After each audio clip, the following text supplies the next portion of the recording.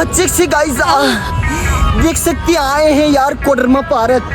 क्या बोले तिलैया में ना मिलना चाहते हैं ना तो मिल ही नहीं पाते हैं। बहुत वहाँ पे लड़का लोग परेशान करते। खन झंडा चौक में, खन स्टेशन में, दिल्ली से गई बम्बे, बम्बे से गई पटना, फिर भी ना। अरे सजना, सजना मेरी, तुम आगे मारूंगी, इतना मार मारूंगी तो कोई नहीं बचाएगा। Don't touch my husband is now. तुम कौन है इसके पास? तुम कब देखा?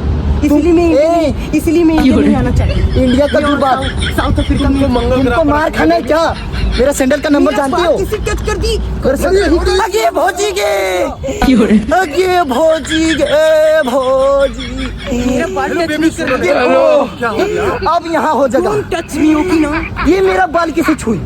भौजी गे, बाल किसे छुई? अच्छा आई डोंट नो सॉरी। ये कौन है तुम्हारा? You my husband is not husband, this is my भतार।